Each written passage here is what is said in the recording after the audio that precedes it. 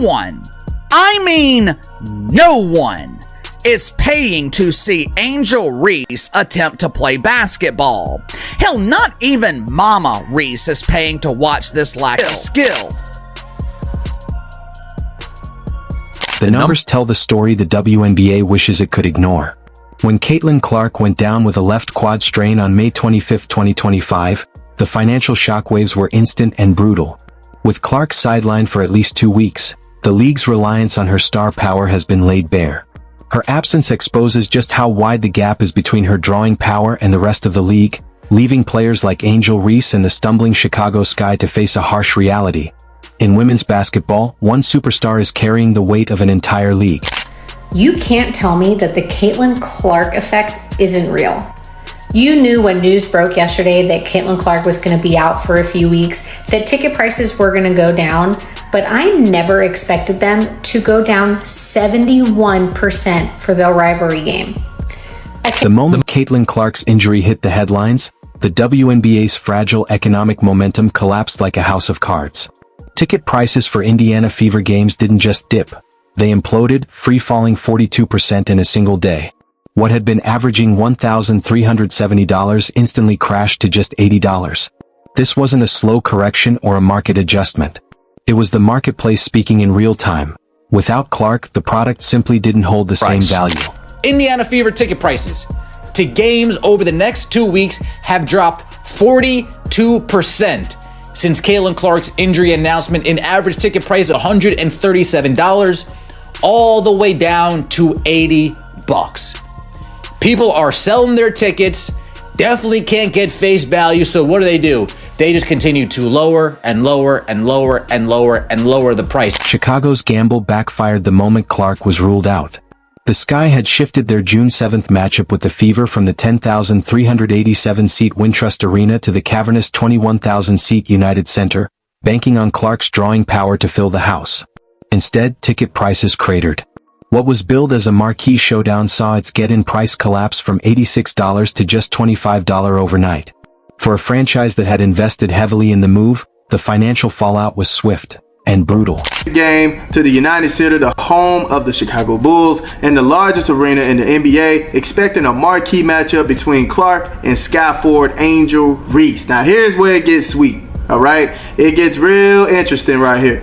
However, uncertainty looms as ticket prices for the game have plummeted dramatically following Clark's injury announcement. Oh my goodness. Since it became likely she will miss the June 7th game, ticket prices have dropped a staggering 71%. Oh my goodness.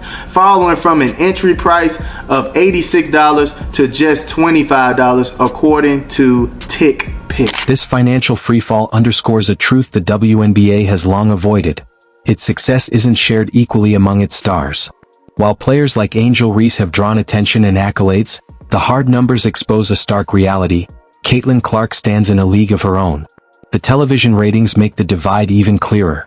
According to Fox Sports, games featuring Clark and the Indiana Fever averaged 1.178 million viewers during the regular season, nearly triple the 394,000 average for all other WNBA matchups.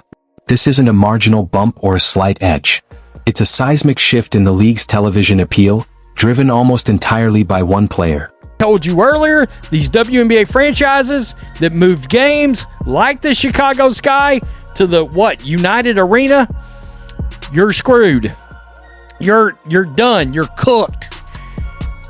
Nobody is going to show up to this thing. Chicago Sky can't sell out their own 9,000 something seat arena like it is. They couldn't when they were kind of decent. They're a dumpster fire now. And now that Caitlin Clark is injured, the ticket prices for the Fever and Sky game just plummeted to Hades. If you're enjoying this breakdown, don't forget to subscribe. The May 17, 2025 showdown between the Fever and the Chicago Sky perfectly captured the Caitlin Clark effect. That game pulled in 2.7 million viewers, shattering records as the most-watched WNBA regular season game in 25 years. At its peak, the broadcast hit 3.1 million viewers, proof that Clark's presence attracts casual sports fans who rarely, if ever, watch women's basketball. The numbers only get more staggering when you zoom out. Of the 24 WNBA broadcasts in 2024 that crossed the 1 million viewer mark, 21 featured Clark and the Indiana Fever. That's nearly 90% of the league's biggest TV draws tied to one player. And when it comes to live attendance, the story is the same. The only 3 games to surpass 20,000 fans all featured Clark.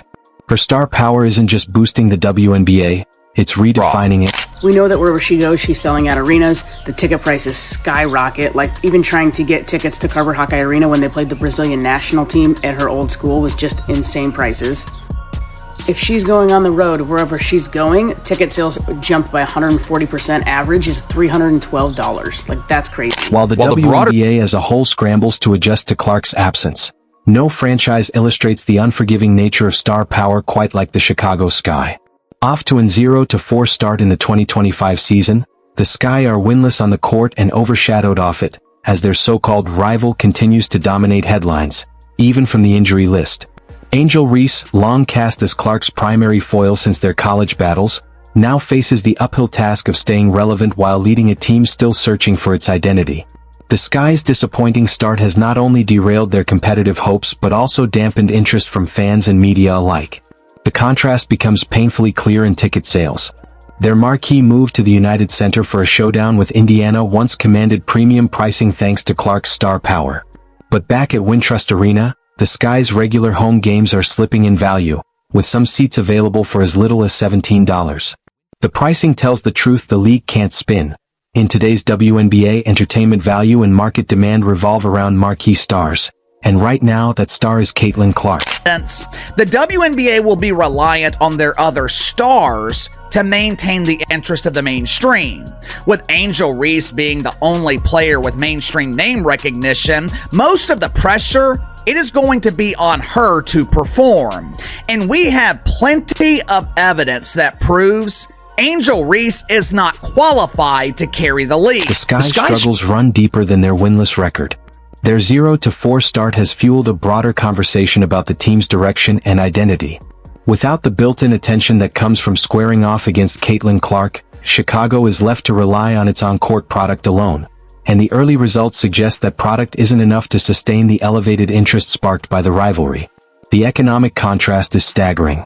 A comprehensive analysis showed that Clark accounted for a jaw-dropping 26.5% of all WNBA economic activity during her rookie season.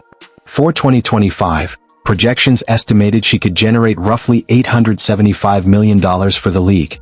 These aren't speculative numbers. They're grounded in hard data, from surging ticket sales and merchandise to booming TV ratings and measurable boosts in local economies whenever the Fever come to town.